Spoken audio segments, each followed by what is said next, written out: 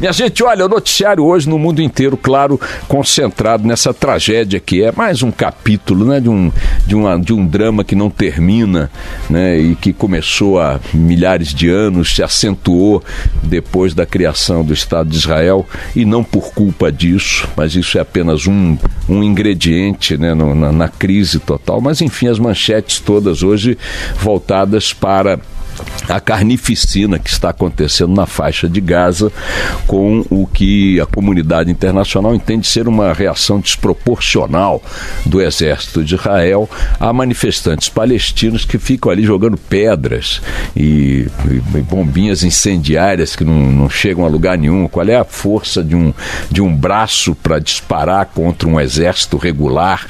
Não estão usando armas de fogo, não estão usando equipamento bélico, nada. Ontem o Ian Boechat estava lá na faixa de Gaza, enviado do Jornal da Band, enviado da Band, fez um boletim enquanto os tiros eram ouvidos e os manifestantes corriam para lá e para cá, queimando pneu, tá certo? Coisa que a gente vê aqui todo dia nas rodovias brasileiras. Se a um tipo de ação como essa correspondesse uma reação da polícia com armas letais, produzindo mortos e feridos por balas, por disparos de arma de fogo, haveria uma condenação unânime à reação da polícia contra esse tipo de manifestantes. Não são muito diferentes os manifestantes que estão lá na faixa de Gaza. Os palestinos que estão nesse protesto, fazendo lá o seu dia de protesto contra a criação do Estado de Israel, não sei o quê, ocupação do seu território e tal. Vamos esquecer o que cada lado tem de razão e de não razão e vamos olhar para o fato que está acontecendo ali. A ordem do exército israelense é disparar nas pernas contra quem se aproxime da cerca divisória dos territórios construída por eles, por Israel, uma cerca unilateral. Mas vamos lá, chegou perto da cerca, a ordem é disparar nas pernas.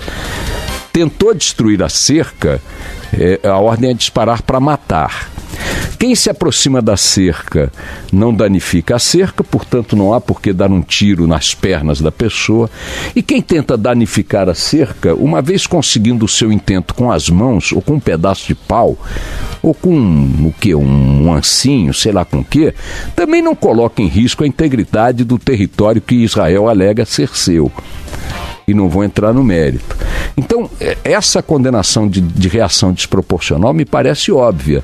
Uma coisa é Israel reagir ao lançamento de mísseis oriundos da faixa de Gaza disparados pelo Hamas. Uma coisa é Israel reagir a um homem que, lotado de bombas no corpo, tenta entrar numa área que coloca em risco a vida de seus soldados, seus militares ou de seus civis. Outra coisa é manifestantes gritando palavras de ordem, queimando pneus, desarmados, serem recebidos por seus antagonistas fardados com tiros de armas militares. Isso está evidente que é uma loucura. Supondo que 50 daqueles manifestantes consigam abrir um buraco na cerca e avançar 10 metros, não avançarão 11. A desproporção do poderio israelense em relação ao que possa se chamar de poderio palestino é tamanha que corresponderia a uma guerra direta entre a potência americana, os Estados Unidos com todo o seu arsenal, e um país como Serra Leoa. Então, não faz sentido dizer ou usar como argumento que a integridade e a segurança de Israel está ameaçada por esse tipo de manifestação. Como a estabilidade de um regime, ou de um governo, ou de um território, também não estão ameaçados pelas manifestações que nós vemos aqui de vez em quando queimando pneus. Ninguém admite que numa manifestação dessas, com as quais a gente convive todo dia, a polícia abra fogo com armas letais. Ao longo da história, manifestações populares que tiveram enfrentaram este tipo de reação das chamadas forças da ordem, produziram páginas emblemáticas da luta popular, não importa onde, não importa em que país, nem em que época, nem a que pretexto. Forças regulares que abrem fogo contra civis, por mais que estejam na defesa de algum princípio, de alguma bandeira, de algum discurso, de alguma coisa, estão fazendo algo que entra para a história na página da podridão humana. O que está acontecendo ali não é diferente. E é complicado toda vez que você tenta discutir qualquer excesso das forças israelenses nesse tipo de ação, e repito, não estou questionando o direito israelense à segurança de seu território ou reações israelenses a ataques formais, militares ou coisa que o valha, não é isso que está em discussão. Ali é um bando de descamisados jogando pedra contra caras com fuzis. E os caras metem tiro. Isso sem considerar as chuvas de bombas de gás lacrimogêneo, etc. e tal. Ou seja, sabe-se que esse tipo de ataque, vamos chamar de ataque palestino, não dará em nada. E a reação israelense está dando em muita coisa, como, por exemplo, pilhas de mortos e de feridos. E toda vez que você vai questionar a conduta das forças israelenses, surge uma reação de uma parte da opinião pública simpática à posição de Israel, que tenta remeter a uma outra discussão. Isso aí é o antissemitismo, isso aí é o holocausto. Não tem nada a ver com antissemitismo e holocausto. Vamos inverter a ordem? Forças palestinas fortemente armadas, com tanques, com equipamento convencional, com dinheiro, com tudo e tal, abrindo fogo contra uma população civil de judeus, pretendendo uma discussão territorial do lado de lá da cerca. Qual seria a reação dessas pessoas? Como estaríamos reagindo? Então é um escândalo que isso aconteça dessa forma, como se Israel estivesse vulnerável, a potência regional Israel, potência atômica israelense, estivesse vulnerável a essa horda de descamisados ali, pô. Por favor, isso é um absurdo, isso é uma maluquice. E de resto, tão pouco se lixando, né? Porque tendo ao lado, como sempre tiveram, em qualquer tempo, o poderio americano incondicionalmente aliado à sua forma de agir e às suas pretensões territoriais e políticas na região, os israelenses estão pouco se lixando. Sempre tiveram apoio americano, incondicional, e hoje tem um apoio americano radical, raivoso, na figura do Trump. Como por exemplo, essa transferência da embaixada americana para Jerusalém. Para quê? Numa boa, para quê? Mudou o quê do ponto de vista assim, da consolidação do território israelense? Nada. Mudou o quê do ponto de vista de sua segurança geopolítica? Nada. Mudou o quê em quê? Foi um ato meramente simbólico. Vale a pena um ato simbólico que produza esse tipo de consequência?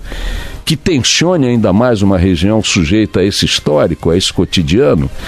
Agora eu mudei a embaixada de Israel, de Tel Aviv para Jerusalém. E daí? O que é isso? O que significa essa porra? Porque Deus não bota Deus nessa confusão, não. Se Deus existe, ele deve estar vomitando todos os dias diante do uso de seu nome dos dois lados do conflito para justificar essa barbárie. Quando alguém, como ontem na Indonésia ou anteontem, explode uma motocicleta carregada de dinamite, tendo a própria família na motocicleta, a imagem da menina de 8 anos, da família do terrorista, atordoada, que sobreviveu à explosão, sendo socorrida pelas pessoas, é o retrato do ponto a que se chegou no uso de Deus, do Deus de cada um, para esse tipo de ação. O que gritam esses caras quando vão cometer esses crimes horrorosos? Alá é o maior, Alá é sensacional. Gritam coisas desse tipo. O que alegam os israelenses para terem o direito de Jerusalém? Que Deus mandou, que aquela é a terra, sei lá de quem. Que porra de Deus? Numa boa, vocês acham que se cada Deus de cada religião pudesse vir à terra, primeiro teriam que existir, mas vamos lá. Em existindo, como muitos creem, vamos imaginar que fizéssemos uma assembleia de deuses. Vocês acham que algum deles, e aí eu falo com palestino, com budista, com pentecoste, com católico, com protestante, com judeu, estou falando com todos que têm Deus. Chame o seu Deus para uma reunião, para uma assembleia, tá? Senta todos em torno de uma mesa redonda e vê qual deles assume estes atos feitos em seu nome. Nenhum deles. Seria expulso da assembleia quem assim discursasse. Nenhum deles pregou isso. Isso aí é um absurdo. Isso aí é um absurdo.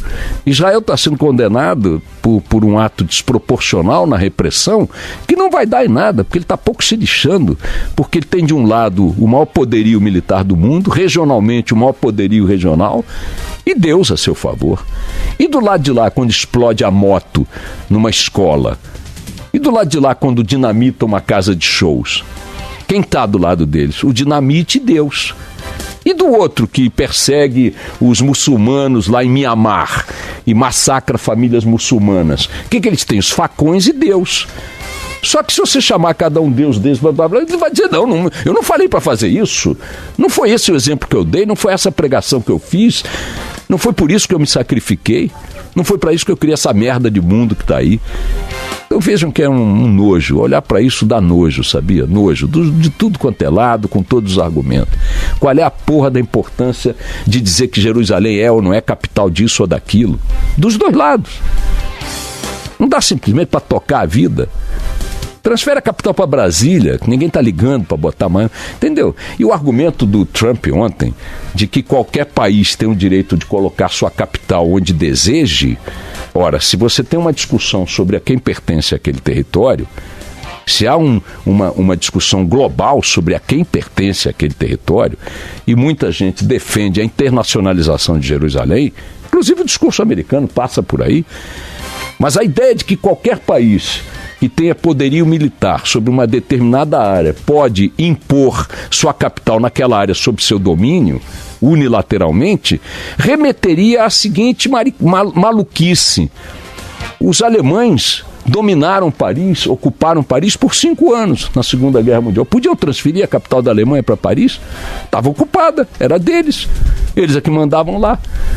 E outras invasões e ocupações militares poderiam conceder essa soberania sobre aquele território de forma eterna, como pretendem os judeus, a troco de quê?